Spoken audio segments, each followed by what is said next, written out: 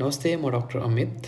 आज हामी नेपाल लगायत विश्वभर तीव्र रूपमा बढिरहेको एक महत्त्वपूर्ण रोग टाइप 2 डायबिटिज मेलाइटस अर्थात् सुगर रोगबारे कुरा गर्नेछौँ।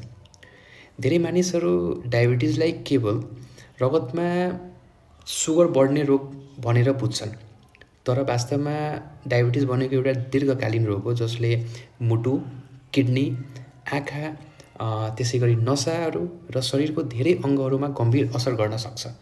अब सबभन्दा पहिले यो बुझौँ कि डायबिटिज भनेको के हो। हामीले खाने खाना पचेर ग्लुकोज अर्थात् चिनीमा परिवर्तन हुन्छ र यी ग्लुकोज हाम्रो शरीरको मुख्य ऊर्जा अर्थात् एनर्जीको चाहिँ स्रोत हो र यी ग्लुकोजहरूलाई हाम्रो शरीरको सेलहरूभित्र पुर्याउन इन्सुलिन नामक एउटा हर्मोनको आवश्यक पर्छ र यो हर्मोन हाम्रो बडीको पेन्क्रियाजले उत्पादन गर्छ। र टाइप 2 डायबिटिज मेलाइटसमा मुख्य समस्या भनेको इन्सुलिन रेसिस्टेन्स हो, अर्थात् शरीरले इन्सुलिन उत्पादन गरे पनि शरीरको कोषहरूले अर्थात् सेलहरूले राम्रोसँग इन्सुलिनको प्रयोग गर्न सक्दैन। अब समय बित्दै जाँदा हाम्रो पेन्क्रियाज पनि थाक्न थाल्छ र पेन्क्रियाजले पनि इन्सुलिनको उत्पादन कम गर्छ र एज अ रिजल्ट यसको रिजल्ट चाहिँ के हुन्छ कि हाम्रो रगतमा चिनीको मात्रा बढ्न थाल्छ। अब हामी यो बुझौँ कि मधुमेह हुने जोखिम बढी कसो व्यक्तिहरूमा हुन्छ। एउटा सबभन्दा पहिला कि परिवारमा मधुमेह भएको हिस्ट्री छ भने त्यस्तो मान्छेहरूमा मधुमेह हुने चान्सेस एकदमै बढी हुन्छ। अर्को भनेको तपाईँको यदि कुनै पनि व्यक्ति मोटोपन धेरै छ या वेट धेरै छ भने त्यस्तो व्यक्तिहरूमा पनि तपाईँको मधुमेह हुने चान्स एकदमै बढी हुन्छ। त्यसै गरी नियमित व्यायाम नगर्ने, नियमित एक्सर्साइज नगर्ने व्यक्तिहरूमा तपाईँको मधुमेह हुने चान्स एकदमै बढी हुन्छ। त्यसै गरी यदि कुनै व्यक्तिहरूमा हाइपरटेन्सन छ, उच्च रक्तचाप छ भने त्यस्तो व्यक्तिहरूमा पनि मधुमेह हुने चान्स धेरै हुन्छ। त्यसै गरी कोलेस्ट्रोल बढेको व्यक्तिहरू, त्यसै गरी धुम्रपान गर्ने व्यक्तिहरू, त्यसै गरी अत्याधिक जङ्क फुड अर्थात् बाहिरको मोमो, चाउमिन या पिज्जा बर्गर खाने व्यक्तिहरू, त्यसै गरी धेरै कोल्ड ड्रिङ्क्स खाने व्यक्तिहरूमा चाहिँ मधुमेह हुने चान्स एकदमै बढ्छ। र त्यस्तै गरी हामी बढ्दो उमेरसँग जस्तो चाहिँ एज बढ्छ हाम्रो पेन्क्रियाजको क्षमता घट्दै जान्छ अनि त्यस्तो व्यक्तिहरूमा पनि चाहिँ मधुमेह हुने चान्स एकदमै बढी हुन्छ। अब हामी यो बुझौँ कि डायबिटिजको प्रमुख लक्षणहरू के हुन्छन्। सुरुमा कुनै लक्षण नदेखिन पनि सक्छ, तर अब म भन्न गइरहेको कुनै लक्षण देखिएमा तपाईँहरू चाहिँ सावधान हुनुपर्छ। जस्तै पहिलो नम्बरमा बारम्बार पिसाब लाग्ने, धेरै तिर्खा लाग्ने, धेरै भोक लाग्ने, त्यसै गरी यदि कुनै मान्छेमा धेरै थकान महसुस भइरहेछ, कमजोरी महसुस भइरहेछ या तपाईँको तौल घट्दै गइरहेछ, त्यसै गरी आँखाबाट धमिलो देख्न थाल्नु भएको छ या घाउ तपाईँको ढिलो निको भइरहेछ या छाला वा पिसाबमा इन्फेक्सन बारम्बार भइरहेछ या हात खुट्टा झमझमाउने या हात खुट्टामा पोल्ने समस्या भइरहेछ भने यी चाहिँ प्रमुख लक्षणहरू हुन् डायबिटिजको।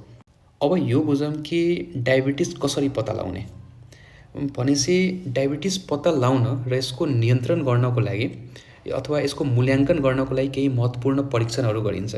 जस्तै कि एउटा हामी फास्टिङ ब्लड सुगर चेक गर्छौँ, एउटा हामी खाना खाइसकेपछि जसलाई हामी पोस्ट प्रान्डियल ब्लड सुगरको इभ्यालुएसन गर्छौँ र अर्को भनेको एउटा हामी HbA1c जसलाई हामी 3 महिने सुगरको जाँच गर्छौँ।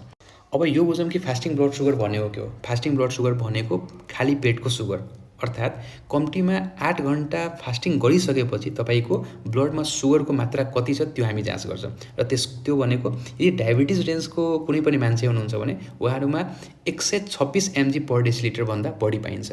नर्मली यो कति हुनु पर्यो भनेपछि 70 to 99 mg पर डेसिलिटर। त्यसै गरी एउटा हुन्छ हाम्रो post prandial blood sugar. Post prandial blood sugar भनेको के हो कि खाना खाइसकेको 2 घन्टा पछि हामी रगतमा सुगरको जाँच गर्छौँ र यो भनेको तपाईँको 140 mg पर डेसिलिटर भन्दा बढी आछ भनेपछि यसलाई राम्रो मानिन्न। अर्को भनेको एउटा HbA1c हुन्छ। HbA1c मा हामी पछिल्लो 3 महिनामा औसत चिनी रगतमा कति थियो भनेर हामी जाँच गर्छौँ र यो भनेको सामान्य 5.7% भन्दा कम हुनुपर्छ, तर यदि 6.5% भन्दा बढी छ भने चाहिँ हामी यसलाई डायबिटिज रेन्जमा मान्छौँ। अब हामी यो डायबिटिजको जाँच गर्ने तरिका बुझेपछि अब हामी यो बुझौँ कि यो मधुमेह चाहिँ खतरनाक किन हुने। अब यदि मधुमेह कन्ट्रोलमा रहेन भने यसले चाहिँ हाम्रो मुटु रोग, त्यस पछाडि हार्ट एट्याकको चान्स बढाउँछ। त्यसै गरी दिमागमा स्ट्रोक, जसले हामी प्रेसरले हानेको भन्छौँ त्यही दिमागमा स्ट्रोक हुने चान्स एकदमै बढ्छ। त्यसै गरी तपाईँको किडनी फेल हुने चान्स हुन्छ। त्यसै गरी तपाईँको आँखाबाट धमिलो देख्न थाल्नुहुन्छ, तपाईँको दृष्टि घुम्ने चान्स हुन्छ। त्यसै गरी नसामा क्षति हुन्छ, तपाईँको नसामा पोल्ने या झमझमाउने, हात खुट्टा झमझमाउने जस्तो समस्याहरू देखिन्छ र खुट्टामा घाउ हुन्छ र एउटा अवस्थामा पुगेपछि खुट्टा काट्नुपर्ने अवस्थामा पनि पुग्न सकिन्छ। त्यही भएर यो भनेको सुगर यदि नियन्त्रणमा भएन भने यो कुनै पनि रोग तपाईँमा लाग्न सक्छ। अब हामीले के बुझ्नुपर्छ कि डायबिटिजको उपचार भनेको केवल सुगर घटाउनु पर्ने होइन, यसले शरीरको विभिन्न अङ्गहरूलाई जटिलताबाट जोगाउनु पर्ने पनि हो। अब हामी यो बुझौँ कि कसरी। सो पहिलो नम्बरमा हामीले के गर्नुपर्छ भनेपछि रगतमा चिनीको नियन्त्रण, जसलाई हामी ग्लाइसेमिक कन्ट्रोल पनि भन्छौँ, यसको लागि के गर्नु पऱ्यो भनेपछि हरेक 3 महिनामा तपाईँले आफ्नो HbA1c को जाँच गर्नु पऱ्यो। र HbA1c भनेको तपाईँको डायबिटिज रेन्जभन्दा कम हुनु पऱ्यो। र हामीले के बुझ्नु पऱ्यो कि जति राम्रो तपाईँको सुगरको नियन्त्रण हुन्छ त्यति नै तपाईँको जटिलता कम हुन जान्छ। र यो हाम्रो HbA1c को चाहिँ लक्ष्य मेनली हाम्रो 7% वा सोभन्दा कम हुनुपर्छ। अर्को भनेको हाम्रो एउटा मृगौला भनेको किडनीको प्रिभेन्सन, जसलाई हामी नेफ्रोप्याथी प्रिभेन्सन पनि भन्छौँ। यो डायबिटिजले बिस्तारै किडनीलाई क्षति पुर्याउँछ। त्यही भएर वर्षमा एकपटक हामीले पिसाबमा एल्ब्युमिन र क्रियाटिनिनको रेसियो कति छ भनेर जाँच गर्नुपर्ने हुन्छ। तेस्रो नम्बर भनेको मुटु र रक्तनलीको सुरक्षा, अर्थात् कार्डियोभास्कुलर रिस्क रिडक्सन भन्छौँ यसलाई। डायबिटिज भएको व्यक्तिहरूमा चाहिँ तपाईँको मुटु रोग हुने चाहिँ जोखिम एकदमै धेरै बढी हुन्छ। त्यसैले तपाईँको नियमित प्रेसरको जाँच, त्यसै गरी लिपिड प्रोफाइलको नियमित जाँच, त्यसै गरी तपाईँको ब्लड प्रेसर 130/80 mmHg भन्दा कम राख्ने लक्ष्य हुनुपर्छ। त्यसै गरी नियमित एक्सर्साइज गर्नुहोस्, त्यसै गरी एउटा ब्यालेन्स डाइट खानुहोस्, त्यसै गरी आफ्नो वेटलाई कन्ट्रोल गर्नुहोस् र धुम्रपान भनेको पूर्ण रूपमा बन्द गर्नुहोस्। यति गर्नुभयो भने तपाईँको हृदयाघात हुने चाहिँ चान्स एकदमै कम हुन्छ। अब चौथो नम्बर भनेको तपाईँको आँखाको जाँच, द्याट इज रेटिनोप्याथी स्क्रिनिङ। अब यो डायबिटिजले हाम्रो आँखाको सानो रक्तनलीहरूलाई पनि क्षति पुर्याउन सक्छ। सुरुमा तपाईँको आँखाले हेर्ने क्षमता सामान्य भए पनि यसले चाहिँ बिस्तारै लुकेर समस्या बढाइरहेको हुनसक्छ। त्यही भएर प्रत्येक वर्ष आँखाको विशेषज्ञबाट विस्तृत रूपमा आँखाको परीक्षण गर्न एकदमै जरुरी हुन्छ। अब पाँचौँ नम्बरमा भनेको तपाईँको नसाको सुरक्षा र खुट्टाको जाँच, द्याट इज न्युरोप्याथी स्क्रिनिङ जसलाई भन्छौँ। मधुमेहले नसाहरूलाई एकदमै धेरै क्षति पुर्याउँछ। यसका कारण तपाईँको के हुन्छ कि खुट्टाहरू झमझमाउने, खुट्टाहरू पोल्ने, खुट्टाको चाहिँ सेन्सिटिभिटी कम हुने र खुट्टामा घाउ हुँदा चाहिँ एकदमै ढिलो निको हुने जस्तो समस्याहरू देखिन्छ।